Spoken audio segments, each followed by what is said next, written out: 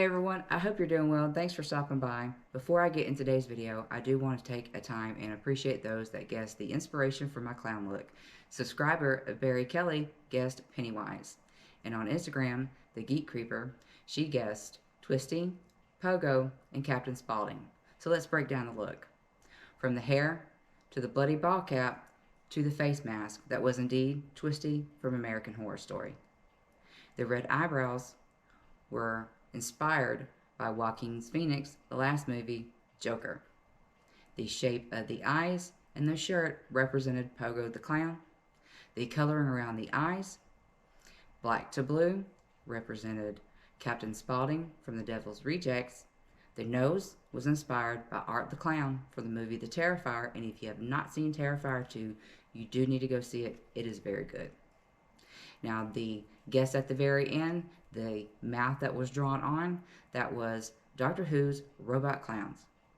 And the balloons, of course, represented Stephen King's Pennywise from It. In today's video, I turned myself into a Queen of Hearts. But first, happy Halloween. May your costumes be frightful and your bags filled with candy.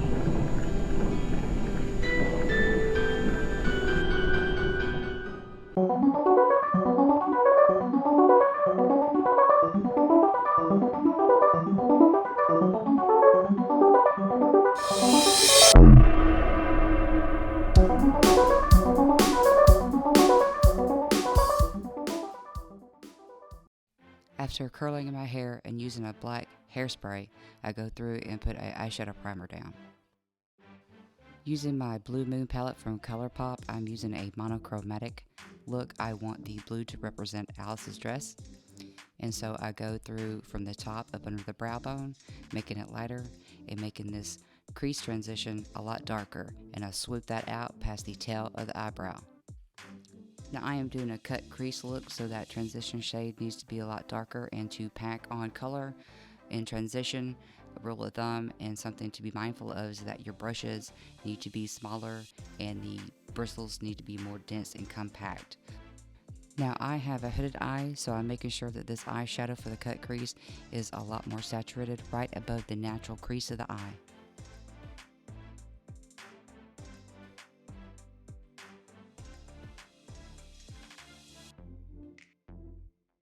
Taking a flat rounded tipped brush, I dip into the e.l.f. Camo concealer for this cut crease.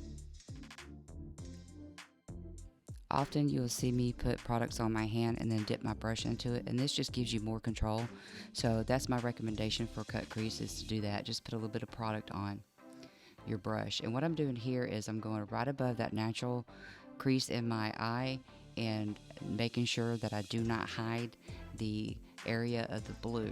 And I go through and I press that down in one sweep, and I go through with this and make sure to get the shape that I want and sweeping that out all the way past that brow bone.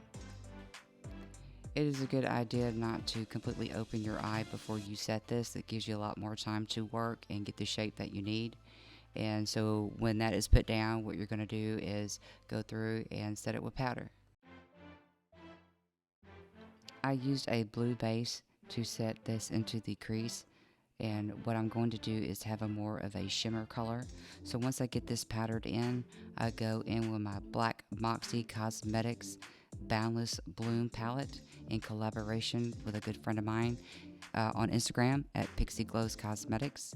I really do love indie brands. They are really in tune, on trend. They know exactly what everyone wants. They're just great, and this is a great company to work with. I go through with a wet brush to get that saturated, and I apply that into the cut crease.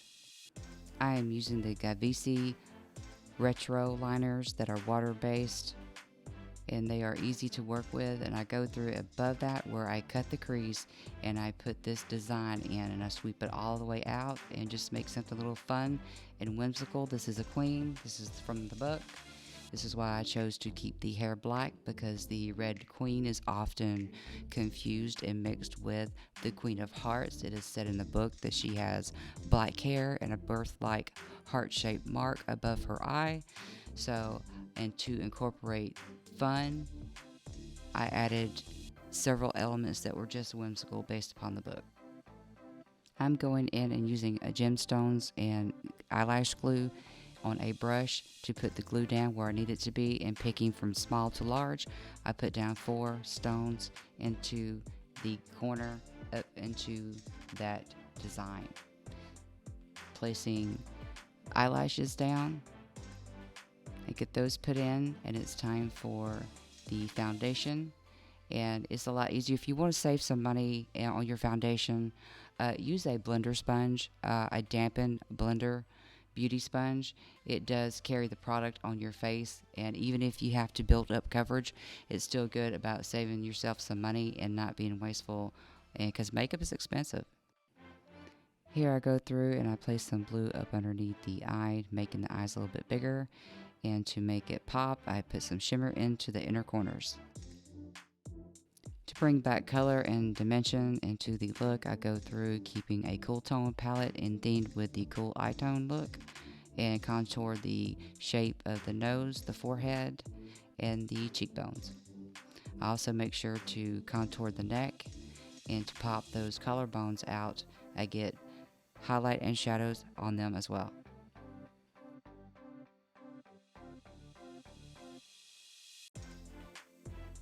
This is a cool tone blush from the Colourpop's Going Coconut collection. It is a cool tone nude and a little bit more than normal because she is a queen.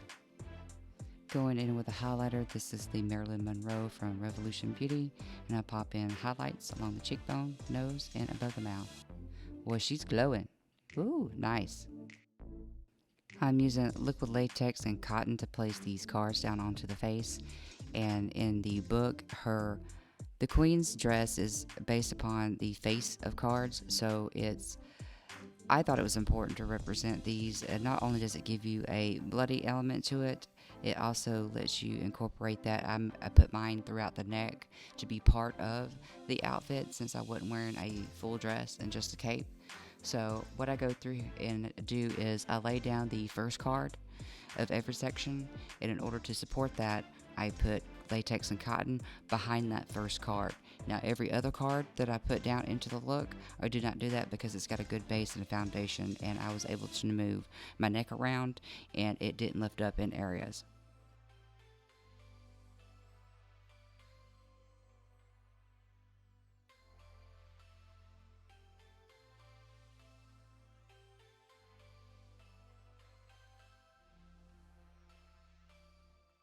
You want to get that cotton and latex up over those cards, because what you're doing is mimicking cards growing through the skin.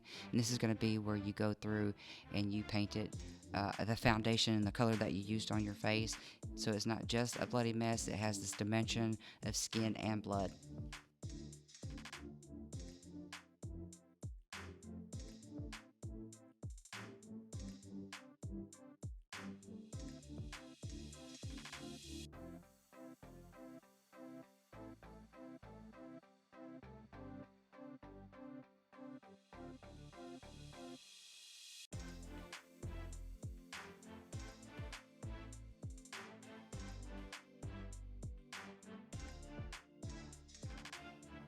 Once my cotton and latex is dry, I go through and I put some powder in to get the tackiness off of that, because it's easier to paint if it is.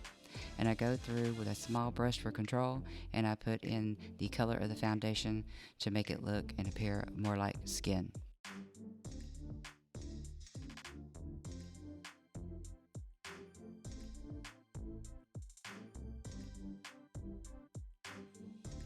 Going in with a little bit of blood, what I'm doing is I want my blood to be 3 dimensions, so I'm using a lighter color and I'll move on to a darker color.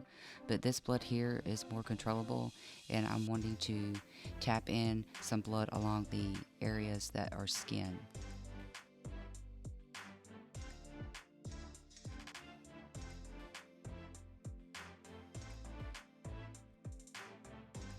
Using some gel blood I bought at Spirit Halloween, I go through and place these on the cards to make it even bloodier and it's darker. And also, this doesn't run, this is gel, so what happens is where you put it is where it's going to stay. And I thought even this look should be a little bit more controlled in the blood, because it is a queen and with all her power.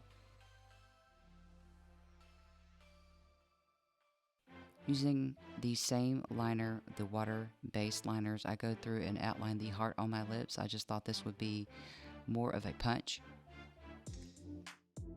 Filling that in with some red lipstick, I stuck to matte lipsticks for this because they stay a lot better, so you're going to be able to eat and drink throughout the night and it not become a mess. Here is the final look. I hope you guys enjoyed this tutorial. I hope you all have fun this Halloween. Have lots of good candy. Be safe, be well, and I'll see you guys in the next video. Bye.